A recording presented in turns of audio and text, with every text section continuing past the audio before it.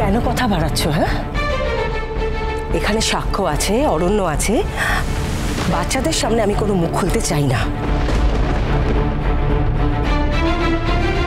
তুমি ছোটদের সামনে আমার সঙ্গে এমন দুর্ব্যবহার করো যে আমার মান সম্মান কিচ্ছু থাকে না।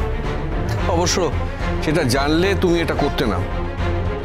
দেখো শতরূপা, ছুটি আমার কলিগ, আমরা একসঙ্গে কাজ করি, তাই বিভিন্ন জায়গায় আমাদের একসঙ্গে যেতে হয়। এতে তোমার যদি কোনো সমস্যা থাকে তাহলে তো আমাকে কাজটাই ছেড়ে দিতে হয়। ছুটি কেন শুধু? তোমার আরো অনেক সহকর্মীরা আছে, তাদের মধ্যে অনেক সহকর্মী তোমার মহিলাও আছে। কই, তাদেরকে নিয়ে তো আমি কোনোদিন কিচ্ছু বলিনি। একটা সত্যি কথা বলবে, ছুটি কি শুধু তোমার সহকর্মী? আরে বাবা, ওভাবে বলছিস কেন? ওদের দুজনের একসময় বিয়ের কথা হয়েছিল, বিয়েটা হয়নি, কিন্তু তারপরেও যে ওদের মধ্যে যোগাযোগ আছে, একটা বন্ধুত্ব আছে, সেটা তো ভালো। কিন্তু ওরা দুজন কিন্তু কেউ কারোর সংসারে এসে ঢুকে পড়েনি। তুমি এটা বুঝবে না দিদি ভাই। তুমি দাদার মতো একজন মানুষ পেয়েছ যাকে ঈশ্বরের সঙ্গে তুলনা করা যায়। তুমি আমার কষ্টটা বুঝতে পারবে না। হ্যাঁ, আমি তো একটা ভিলেন। তোমার জীবনে তো ভিলেন ছাড়া আমার কোনো অস্তিত্বই নেই, তাই না? বলো মেজমণি, কোথায় যাচ্ছ তুমি? তুমি আমার সাথে যাবে, বুঝলে? মানে তোমাকে বাড়িতে রেখে যেতে আমাদের ভালো লাগবে বলো? এতদিন বাদে আমি বাড়িতে এসেছি, তোমার হাসি মুখ দেখতে না পেলে খুব খারাপ লাগবে। আর তাছাড়া মেজমণি, ছোটবেলা থেকে বড় হওয়া অবধি আমাদের কত স্মৃতি একসাথে জড়িয়ে আছে।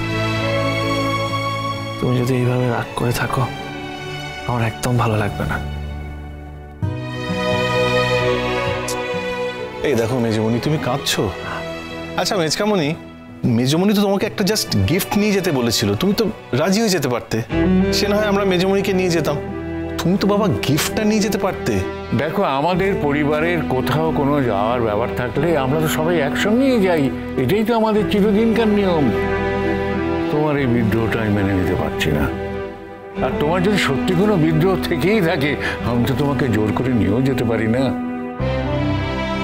অন্য কোথাও কি আমি এই বিদ্রোহটা করি?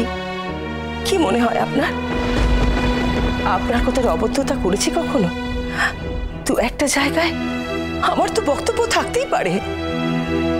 সেই জন্যই তো বলছি, তুমি না গেলে আর কি করা যাবে? ছুটির কাছে আমাদের মুখটা ছোট হয়ে যাবে। শুধু ছুটি ছুটি করে আপনাদের জীবনটা শেষ হয়ে গেল। ছুটির কাছে আপনাদের মুখ উজ্জ্বল হবে, ছুটির কাছে আপনাদের মুখ ছোট হয়ে যাবে। কিন্তু আপনাদের বাড়ির বউ, তার কাছে আপনাদের মুখ ছোট হয়ে গেল না তার কাছে আপনাদের মুখটা উজ্জ্বল হলো? কই, সেটা তো কখনো ভাবেননি। আপনারা আসলে বাড়ির বউকে টেকেন ফর গ্রান্টেড করে নিয়েছেন। ভোলে বাবা পার করেগা, সোম থেকে রবি প্রতিদিন বিকেল 5:30টায় স্টার জলসায় ও জিও হটস্টারে।